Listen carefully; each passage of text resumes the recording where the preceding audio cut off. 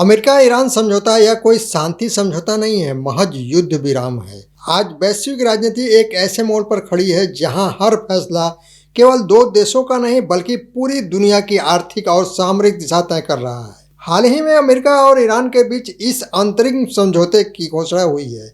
उसने अंतर्राष्ट्रीय राजनीति में नई बहस को जन्म दे दिया है। नमस्कार, मैं आर्यन सिंह, आप देख रहे हैं न्यूज डंका में आपका स्वागत है। दोस्तों, आज बात हो रही है मध्य एशिया में बढ़ते तनाव और शांति समझौते को लेकर। जी हाँ, जहां एक तरफ इसे पश्चिम एशिया के शांति की शुरुआत बताया जा रहा है तो दूसरी तरफ इसे केवल एक अस्थायी राजनीतिक रणनीति के रूप में देखा जा रहा है। यरूशलेम centre for security and foreign affairs के सीईओ सागिव स्टर्नबर्ग ने इस समझौते को लेकर एक बेहद गंभीर सवाल उठाए हैं। उनके अनुसार यह कोई स्थानीय शांति समझौता नहीं है बल्कि अमेरिका के घरेलू राजनीतिक हितों से जुड़ा हुआ एक सीमित समय का युद्ध विराम है, जिसका मुख्य उद्देश्य आगामी चुनावी समीकरणों को प्रभावित करना।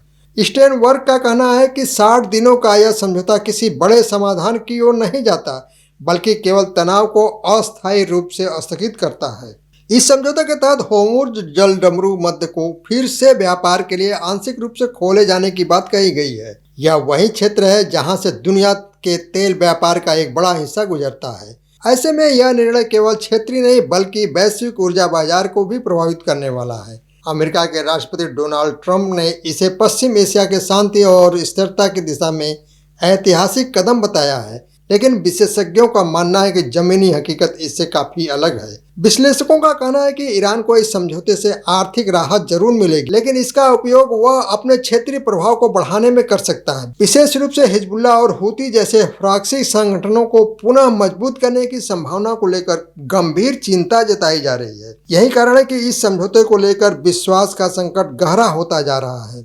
सबसे बड़ी चिंता यह है कि समझौते में ईरान के परमाणु कार्यक्रम को लेकर कोई ठोस और अस्थायी समाधान नहीं दिखता। यही वह मुद्दा है जो पिछले कई वर्षों से अमेरिका और पश्चिम देशों के लिए सबसे बड़ी चुनौती बना हुआ है। विशेषज्ञों के अनुसार जब तक इस विषय पर स्पष्ट और बाध्यकारी ढांचा नहीं बनता तब तक किसी भी समझौते को स्थायी शांति की दिशा में कदम नहीं माना जा सकता। अब दूसरी ओर ऑस्ट्रेलिया के पूर्व प्रधानमंत्री स्कॉट मॉरिसन ने भी इस पूरे घटनाक्रम पर गंभीर प्रतिक्रिया दी है। उन्होंने ईरान को एक अविश्वसनीय शासन करार देते हुए कहा कि इस समझौते के टूटने की संभावना से इनकार नहीं किया जा सकता है। मॉरिसन का मानना है कि भले ही युद्ध फिलहाल रुके, लेकिन यह अस्थायी समाधान नहीं है। यह केवल एक अस्थायी राहत है, न कि दीर्घकालीन शांति की गारंटी। मॉरिसन ने वैश्विक आपूर्ति श्रृंखला और आर्थिक सुरक्षा को लेकर भी बड़ी चेतावनी दी है। उन्होंने कहा कि आज दुनिया उस दौर में प्रवेश कर चुकी है जहां आर्थिक निर्भरता को भी हथियार के रूप में इस्तेमाल किया जा रहा है। तेल, गैस, डेटा, सबमरीन केबल और अंतरिक्ष तकनीकी, ये सभी अब केवल विकास के साधन नहीं रहे बल्कि भू राजनीतिक दबाव के उपकरण बन चुके हैं। उन्होंने विशेष रूप से भारत और ऑस्ट्रेलिया के बीच रणनीतिक साझेदारी को और मजबूत करने की आवश्यकता पर जोर दिया। उनके अनुसार इंडो पैसिफिक क्षेत्र आने वाले समय में वैश्विक शांति संतुलन का केंद्र बनने वाला है। ऐसे में इस क्षेत्र में लोकतांत्रिक देशों की मजबूत साझेदारी अत्यंत आवश्यक है ताकि किसी भी तानाशाही या आक्रामक शक्ति के प्रभाव को संतुलित किया जा सके। प्रधानमंत्री नरेंद्र मोदी की विदेश नीति और कूटनीतिक दृष्टिकोण की भी इस संदर्भ में सराहना की गई। मॉरिसन ने कहा कि भारत ने जिस तरह से संतुलित और व्यवहारिक कूटनीति अपनाई वह विकासशील देशों के लिए एक उदाहरण बन सकती है। भारत न केवल आर्थिक रूप से मजबूत हो रहा है बल्कि वैश्विक मंच पर एक निर्णायक शक्ति के रूप में उभर रहा है। अब यदि हम इस पूरे घटनाक्रम को व्यापक वैश्विक दृष्टि से देखें तो यह स्पष्ट है कि यह केवल अमेरिका और ईरान के बीच का मामला नहीं है। यह एक बड़े भू राजनीतिक पुनर्संतुलन का हिस्सा है जहां हर देश अपनी स्थिति को मजबूत करने की कोशिश कर रहा है। ऊर्जा, व्यापार मार्ग, सैन्य प्रभाव और तकनीकी नियंत्रण, ये सभी इस नए वैश्विक संघर्ष के केंद्र में है। होर्मुज़ जलडमरू मध्य का मुद्दा इस पूरे समीकरण में सबसे संवेदनशील बिंदु बनकर उभरा है। यह मार्ग न केवल तेल आपूर्ति के लिए महत्वपूर्ण है बल्कि वैश्विक अर्थव्यवस्था की स्थिरता के लिए भी अत्यंत आवश्यक है। ऐसे में इस क्षेत्र में किसी भी प्रकार का तनाव सीधे वैश्विक बाजारों को प्रभावित कर सकता है। विशेषज्ञों का मानना है कि अमेरिका इस समझौते के माध्यम से एक तरफ ईरान पर नियंत्रण बनाए रखना चाहता है तो दूसरी तरफ वैश्विक तेल बाजार में स्थिरता का संदेश भी देना चाहता है। लेकिन ईरान की आंतरिक और क्षेत्रीय राजनीति को देखते हुए यह कहना मुश्किल है कि यह संतुलन लंबे समय तक कायम रह पाएगा। ईरान की ओर से भी यह स्पष्ट कर दिया गया है कि आगे की वार्ताओं में तभी प्रगति होगी जब अमेरिका उसके फ्रीज किए हुए फंड्स को रिलीज करेगा और आर्थिक प्रतिबंधों को वास्तविक ढील देगा। यह स्थिति यह संकेत देती है कि दोनों देशों के बीच अविश्वास अभी भी गहरा है। स्विट्जरलैंड में प्रस्तावित हस्ताक्षर समारोह में भले ही एक कूटनीतिक उपलब्धि के रूप में प्रस्तुत किया जा रहा हो, लेकिन जमीनी हकीकत यह है कि यह केवल एक शुरुआती कदम है, अंतिम समाधान नहीं। वैश्विक राजनीति में ऐसे कई उदाहरण रहे हैं जहां प्रारंभिक समझौते बाद में टूट गए या अप्रभावी साबित हुए। यदि हम भारत की भूमिका की बात करें तो यह पूरा घटनाक्रम भारत के लिए रणनीतिक रूप से महत्वपूर्ण है। ऊर्जा सुरक्षा, व्यापार मार्ग और इंडो पैसिफिक स्थिरता, ये तीनों क्षेत्र भारत की विदेश नीति के प्रमुख स्तंभ हैं।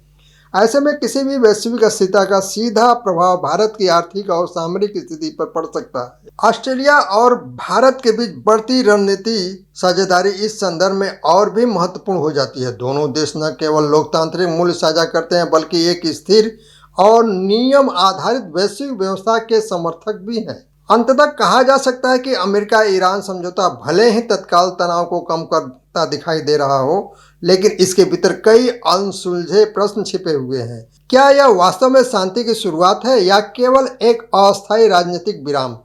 क्या यह समझौता क्षेत्रीय स्थिरता लाएगा या नए तनावों की जमीन तैयार करेगा?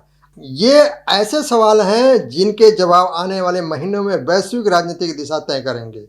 दोस्तों, आपको बता दूं कि अमेरिका और ईरान के बीच हुआ यह अंतरिम समझौता जितना सरल दिखाया जा रहा है, वास्तविकता में उतना ही जटिल और बहुस्तरीय है।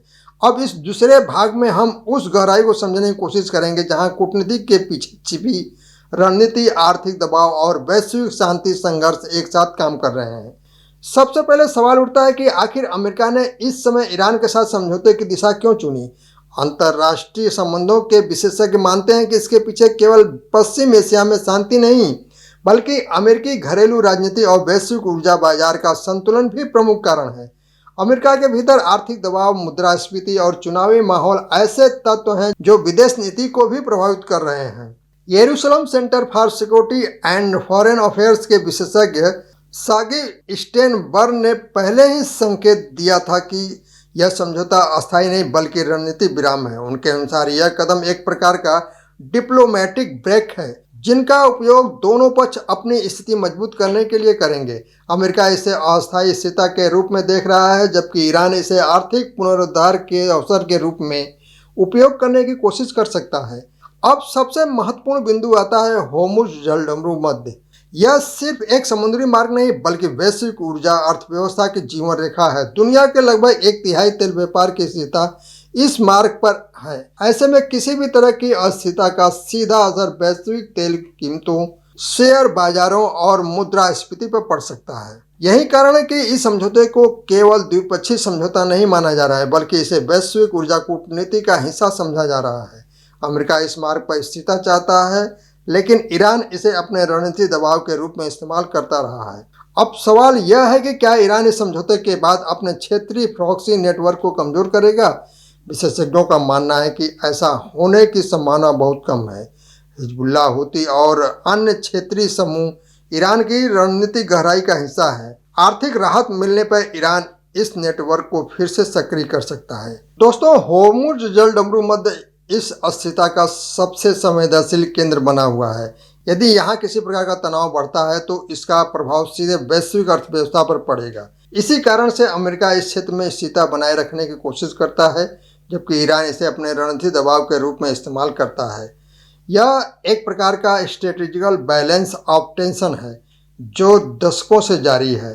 अब निष्कर्ष की ओर बढ़ते हुए यह कहा जा सकता है कि यह समझौता कितना कूटनीति दिखता है उतना ही रणनीति भी है। इसमें शांति की उम्मीद भी है और संघर्ष का जोखिम भी है। दुनिया फिलहाल एक ऐसे मोड़ पर खड़ी है जहां हर निर्णय केवल वर्तमान को नहीं बल्कि आने वाले दशक की वैश्विक व्यवस्था को प्रभावित करेगा।